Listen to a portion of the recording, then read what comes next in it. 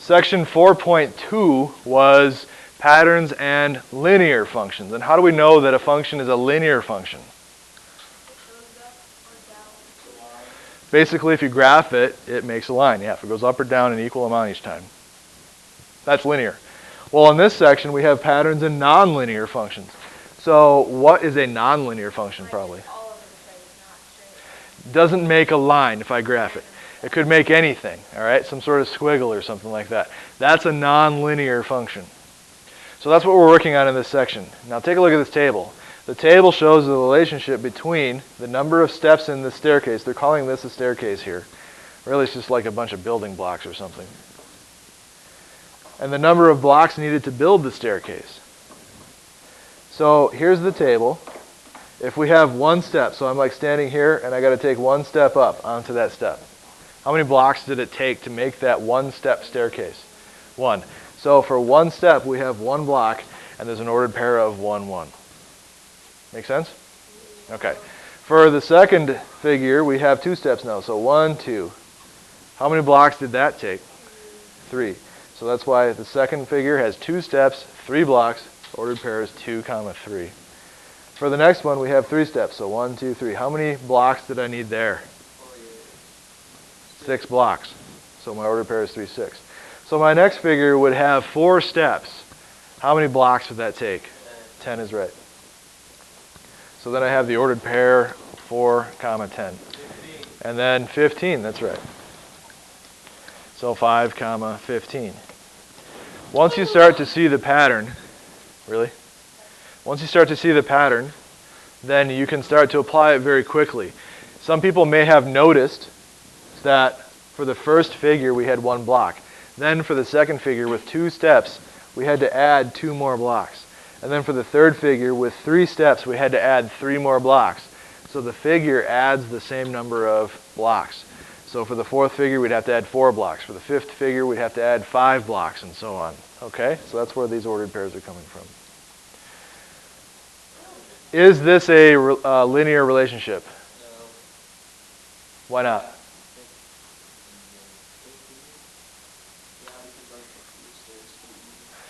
So, okay, the stairs themselves maybe form a linear relationship, but is the relationship of the number of steps to the number of blocks that we have to use to make the steps a linear relationship? No, it's not. The reason I know it's not is because I need to look at how one variable changes. Is that changing constant from one to the next? Yeah, we go 1, 2, 3, 4, 5. That's like adding 1 each time. Now, if this variable here changes the same each time as well, then it's a linear relationship. From here to here, we change how much?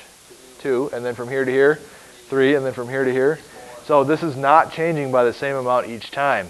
And because of that, this is not a linear relationship. So the answer here is the relationship linear. Is it a linear function? The answer is not linear. Is it a function? Yeah, it is. So I look at this one right here. I don't have any repeats. Actually, there's no repeats at all ever. So this is definitely a function. So yes, function. But it's not a linear function. And the reason we know that is because of the not constant change here. If I were to graph this, I would have like 1, 1 sitting right here, and then 2, 3 maybe right here, and then 3, 6 probably like right there, and then 4, 10 all the way up there, and then 5, 15. So that graph is definitely not making a line.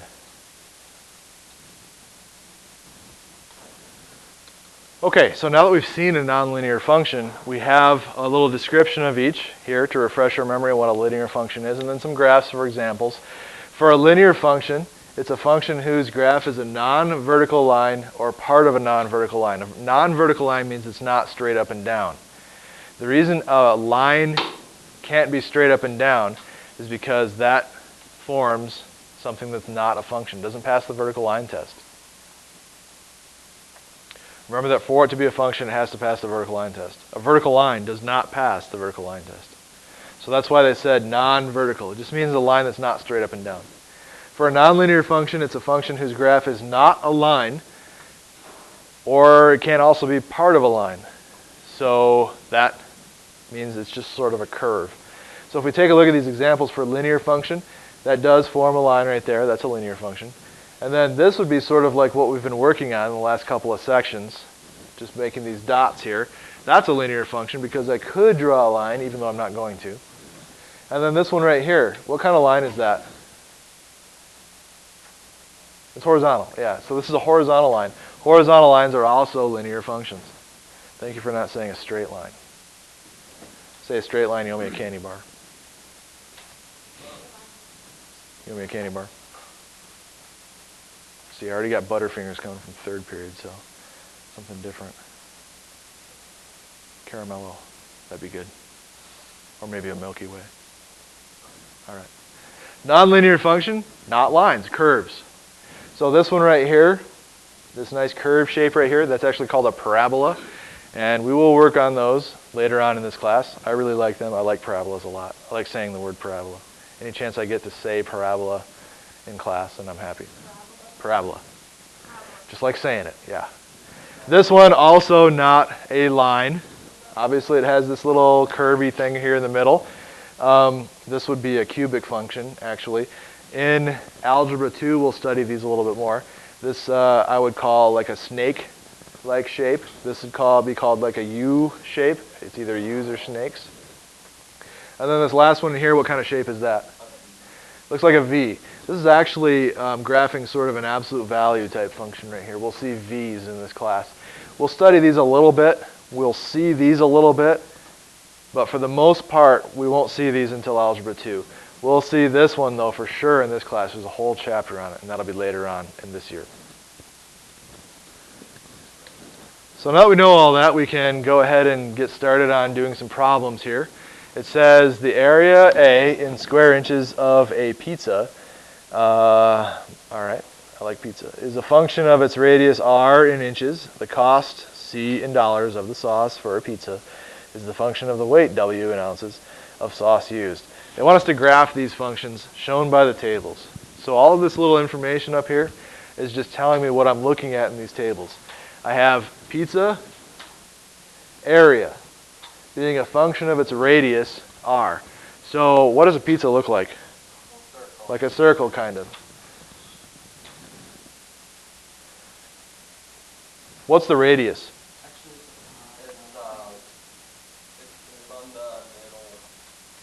Yeah, from the center. And then we go from the center and measure out to the edge. That's radius.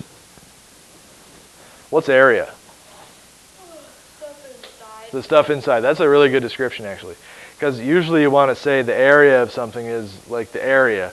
And it's hard to come up with a definition for area without using the same word, which you can't do in a definition, in case you're wondering. So that's the first part. The pizza area is a function of its radius. So that's this table right here. Then it says the cost of the sauce in dollars is right here.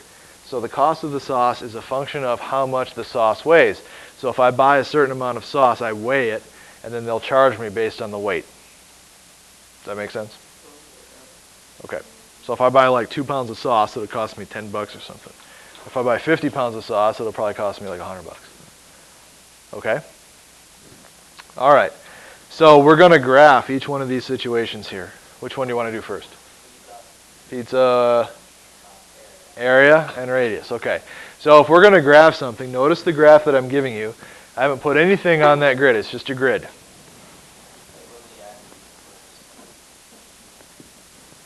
Axes first. Where do I put my axes? Where? There's no negatives. Good. So I'm going to put my origin in the lower left-hand corner. Okay?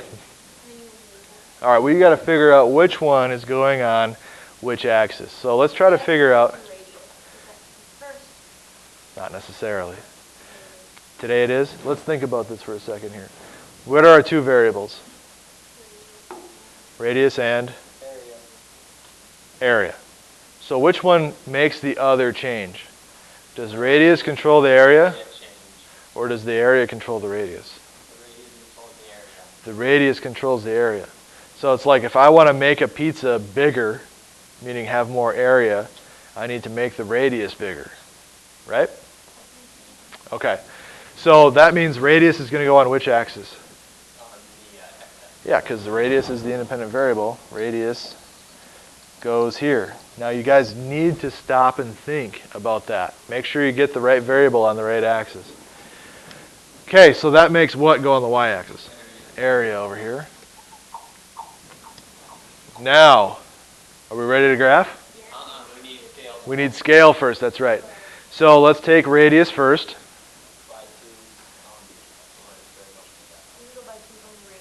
I can. Do I need to?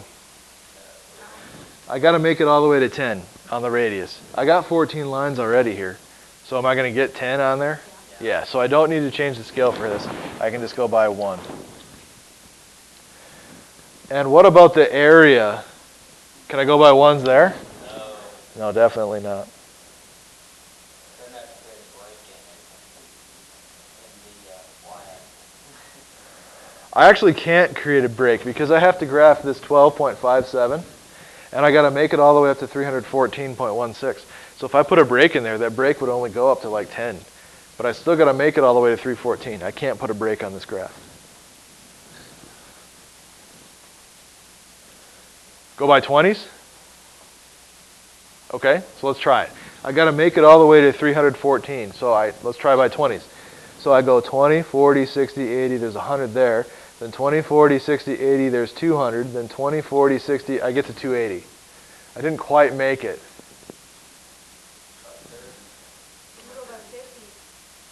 So I could try 50s.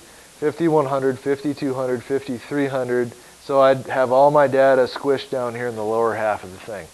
Is that good? 30s would do it, but that's kind of a weird number. 25s. Let's see if 25 works. 25, 50, 75, 100, 25, 50, 75, 200, 25, 50, 75, 300, 25, it makes it, okay? The thing with these types of graphs is you always want to try to make it take up as much space as possible. So I don't want to be squished down here in this corner. I want it to be nice and spread out if I can. So by 25s seems to work well. And then I'm going to mark hundreds on here. So 25, 50, 75, there's 100. And then 25, 50, 75, there's 200. And then 25, 50, 75, 300. Okay, now I have my scales. Am I good to graph? All right. How am I going to graph 2, 12.57?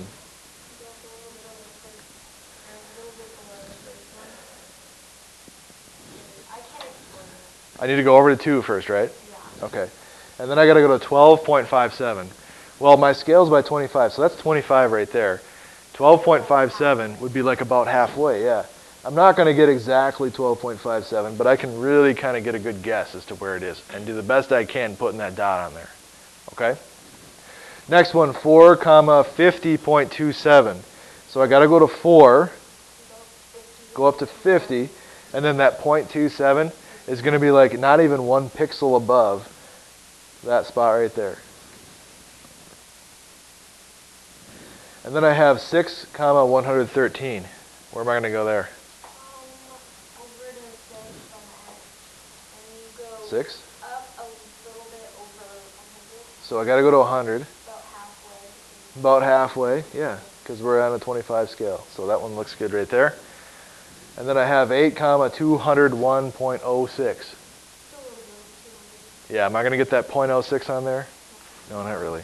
So I go to 8, and then I go up to 200, which is right there. And then that 1 I can try to put on there. It's just going to be slightly above that little grid right there. And you go over to 8? That was 8. Now I go to 10, which is there, to 300. A little bit more than halfway to 325. There you go.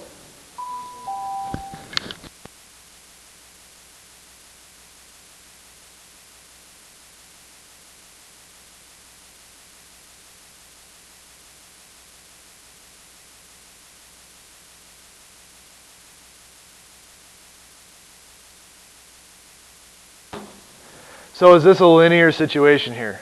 No. The radius and area forms a nonlinear situation. It's nonlinear because I make this curve here. Okay? I can't put a ruler down and draw a line through every one of those dots at the same time. Definitely not linear. How about sauce cost? Basically, I got to do exactly what I just did here. So where should I start? You need to Make the X. Axes are going to be where? there's no negative, so it's on the Bottom left-hand corner again. That's right. We put labels and weight is the X. And How do you know weight is the X? it's the X column. Same as that one. Not necessarily. That's an assumption. You don't want to just call this because it's in this column. You don't want to call that the X variable. It's not necessarily true. So think about weight and cost for a minute. If I get more weight, does that make the cost change? Or if I get more cost, does that make the weight change? Weight changes cost. Weight changes cost. So that's why weight goes on the x-axis.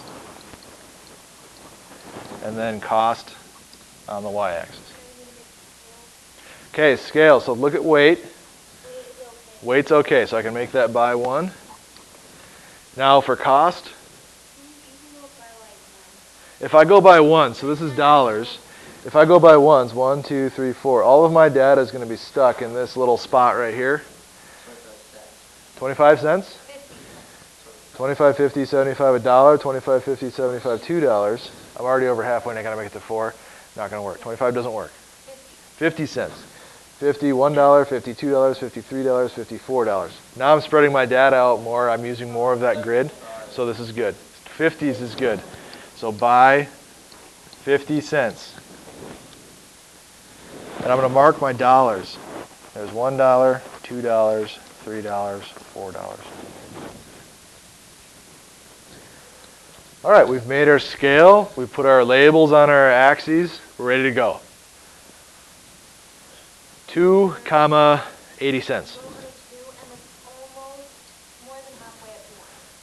Almost more than halfway? Okay, I'm going to say almost up to 1. Okay. Yeah, so we have 50 cents here, and then that's $1. So every fifth of the way is another 10 cents. So there's 50, there's 60, there's 70, 80 maybe right about there.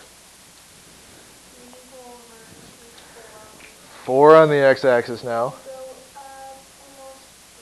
$1.50 is right there. So we're going to go a little higher than $1.50 and put our dot. Okay, we have 6 ounces now of pizza sauce. Here's $2.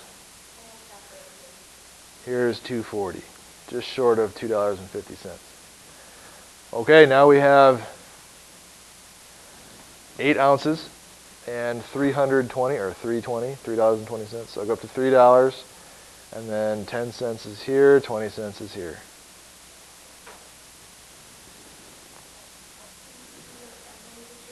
Yep, 10 and then $4. That's an easy one. This looks really linear, yeah, for sure.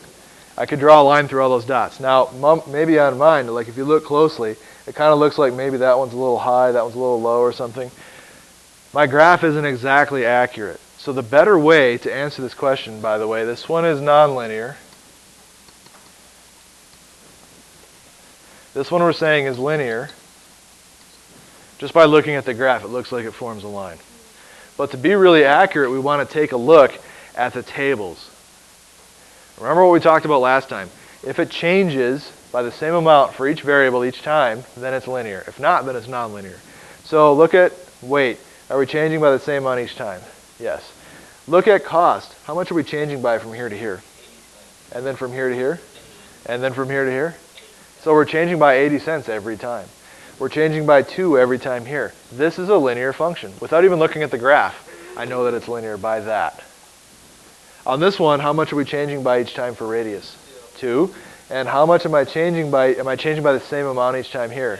Definitely not. This is like a change of 38. This one is a change of like 63.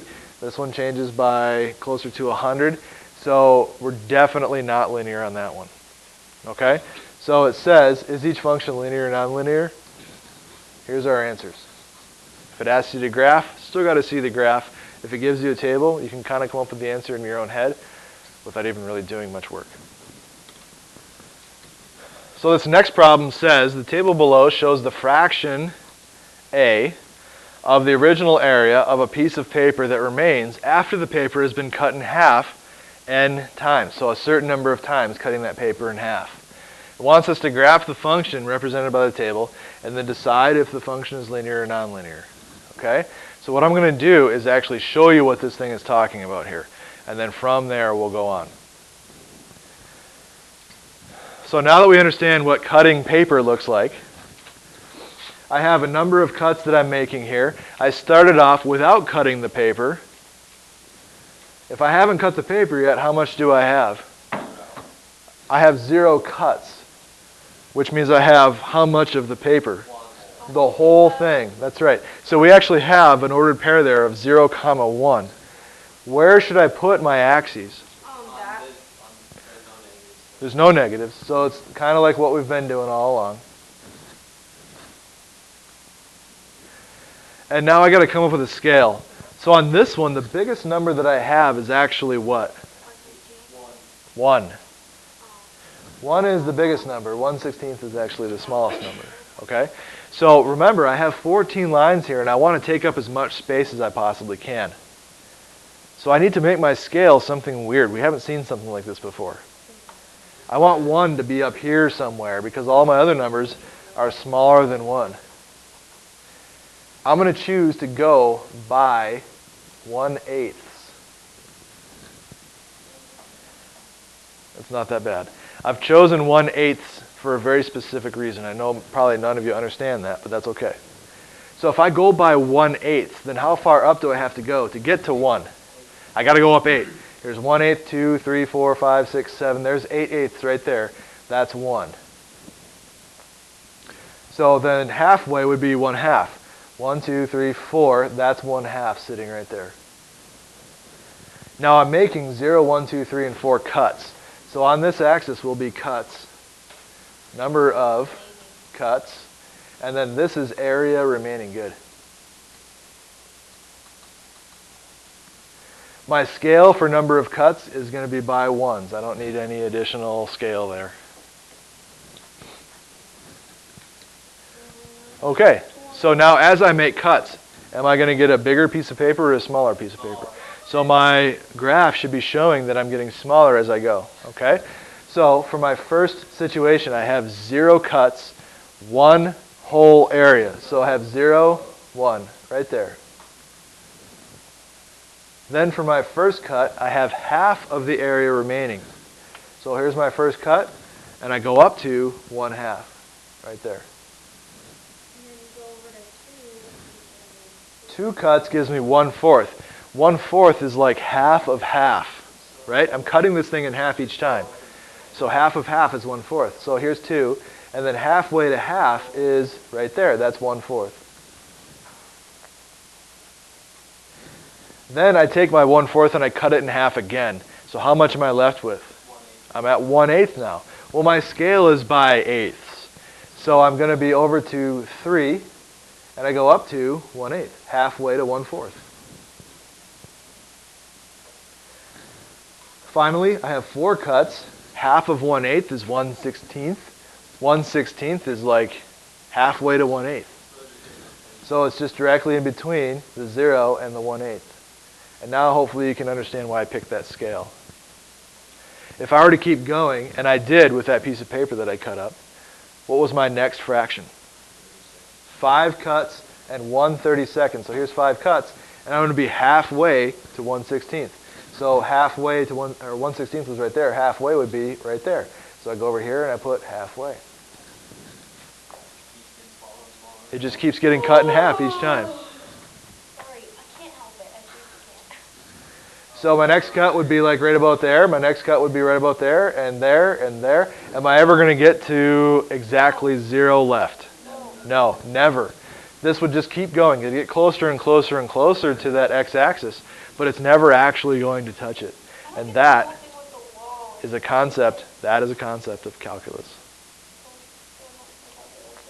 You're not in calculus now. Oh, but you just learned some. This idea right here, where I can get closer and closer and closer to that axis without actually touching it, that is calculus. So, is the function linear or nonlinear? Definitely nonlinear. Then, will the area in A ever reach 0? Nope. So the answer is no, because it's not because it's nonlinear. It's because I can always cut more. If I keep cutting in half, I will always have something left over to continue cutting. Next problem shows in the figure, we have a bunch of blocks that are kind of arranged in cubes. So in this figure, we only have one cube. In this one, how many cubes do we have? There's 8 of them. In this one, how many cubes do we have? Yeah, there's 27. So it's important to be able to visualize that. I have 1, 2, 3, 4 here, and then behind that, there must be another 4 for 8. I have 1, 2, 3, 4, 5, 6, 7, 8, 9 on that front face, which means behind that must be another 9, and then another 9 there. 3 times 9 is 27. Okay? So that's where that's coming from. If I had a fourth figure here with another cube, how many cubes would there be in that fourth figure? 32. 64.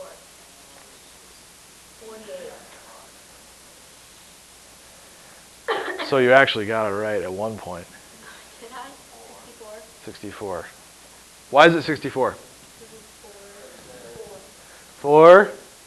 And then there's 4 here, and there's 4 here. On this one, we had 1 times 1 times 1. On this one, we had 2 times 2 times 2 for 8.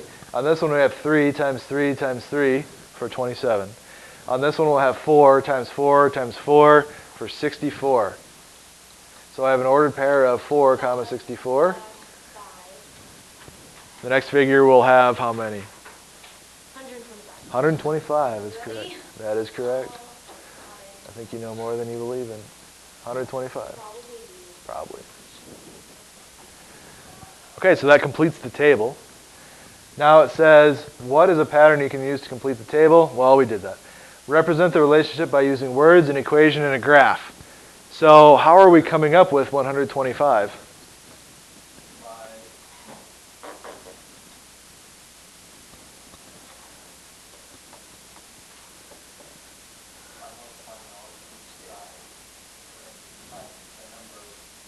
We're actually using a formula here known as the volume formula for a cube.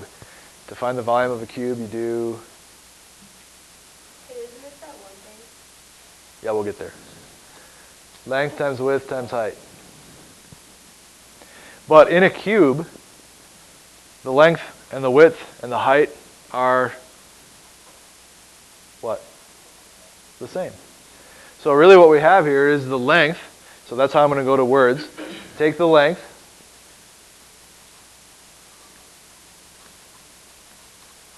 Times what?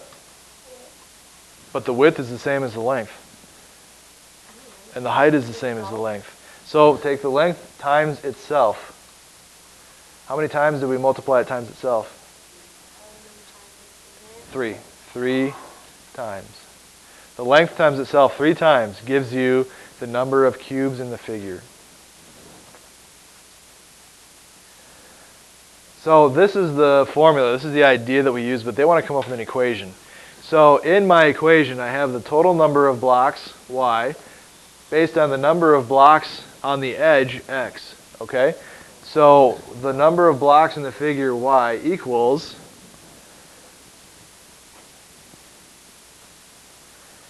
what's the length?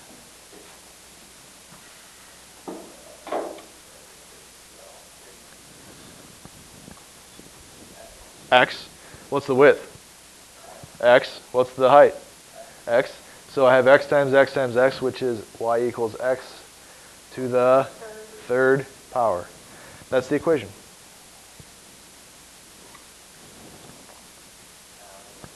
So we have the words, we have the equation, and now we just got to graph it. We have all the ordered pairs already. Good. Axes go here. Number of blocks on one edge. Because y is the total number of blocks. Okay, scale. X is good, so by ones. We got to make it all the way to 125.